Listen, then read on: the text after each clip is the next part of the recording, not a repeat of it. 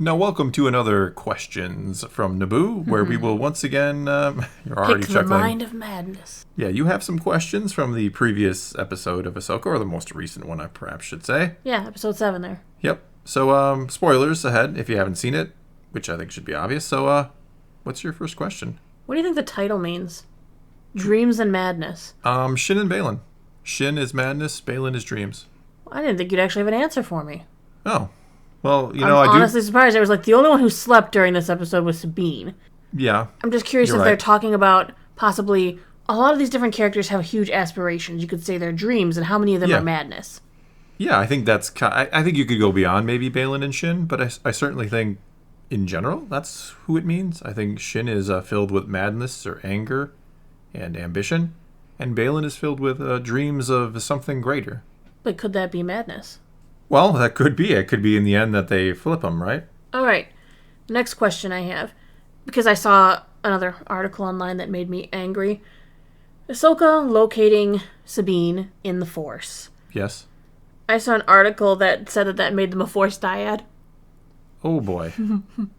Watch The Empire Strikes Back. When Luke and Leia have a little mind conversation? Or how about even in... it was either in... I think it was in Clone Wars or in Tales of the Jedi. It was in one of those two.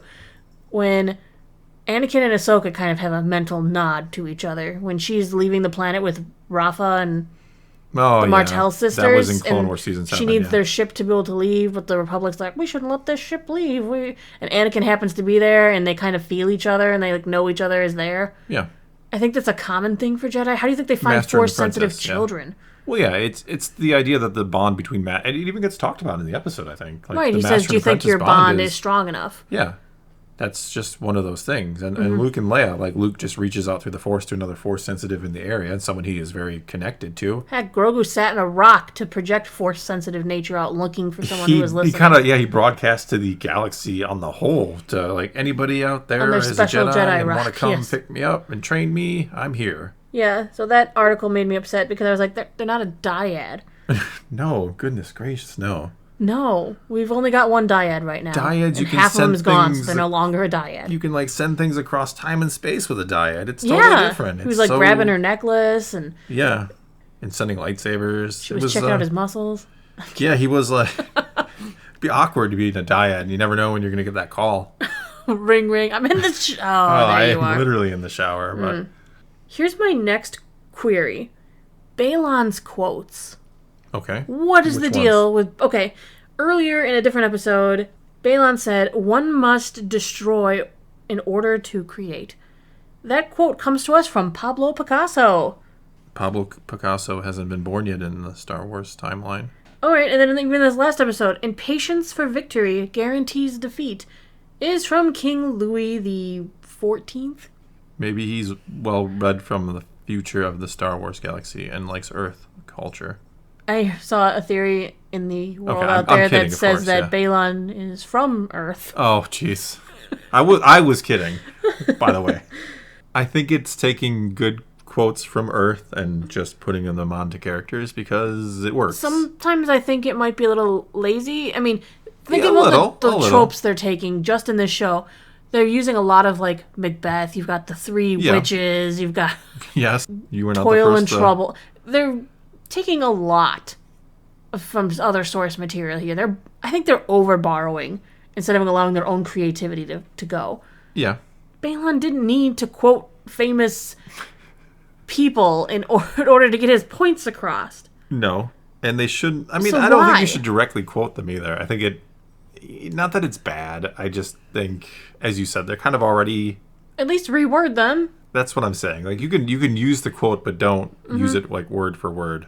But I think it's that last quote that he made to Shin, the impatience for victory guarantees defeat. I think that's what saved her in the fight against Ahsoka. It's wise words, right? Because if she would have kept with her crazy squirrel energy, with her impatience, she loses. She would have lost. Yeah. Instead, she retreated. She decided to be patient, and she left. Yeah, I think his last words to her were pretty wise and became very relevant very soon. Maybe, she's concerned now with a future victory. As she should be. Okay.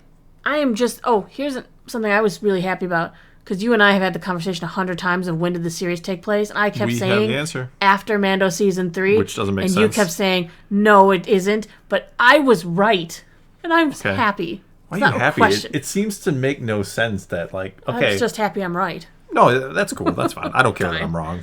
We speculate I'm going to be wrong 99% of the time. So I think it's just odd that we have the episode in season 2 of Mando where Ahsoka gets the information from Morgan Elsbeth and that it takes years? I don't know. Because we don't have I a think very... at most like a year. Yeah, but we know it's a fairly significant chunk of time has to have gone by. Look at the American legal system. Someone gets sent to jail, and how long before their trial? How long before they're going to prison? Yeah, it can be quite a while. It can be quite a while, and she's not quite as high on the totem pole as Gideon. So I feel like his things would have been expedited more so than hers. But I feel like she got that information out of her pretty quickly. Like, she wins the fight. Where's Thrawn? Morgan Elsbeth's like, I'm never going to tell you. And then Ahsoka's like, no, I'm going to use some force powers and you're going to tell me right now. Yes, but like I said before, we don't know how much she actually said. Yes, Ahsoka's implying that she got all the information, but maybe then Ahsoka's like, well, I'm going to go find Luke because she wants somebody to come with her. Does she want Luke to come with her? Maybe. Or is she just like, or hey, she I'm visited leaving Luke the galaxy. because he needs... Someone needs to stay home and watch Or the kids. because Luke is visiting these old temples, maybe she's trying to figure out what she could expect. Maybe. Luke has this knowledge. He has been looking for it. Yeah, maybe Luke has some clues on how to Indiana Jones the... Maybe she wanted to do a little map. research on the road to Paradis or Paradia. I can't think of it. Paradia? Maybe she wanted some information on the place before she went there, so she went searching for, Hu Yang? She found him, Yeah, where did she find Hu Yang? but she found him. Yeah. Because she needed information about old cultures. Who is storing all that information? Hu Yang. Yeah.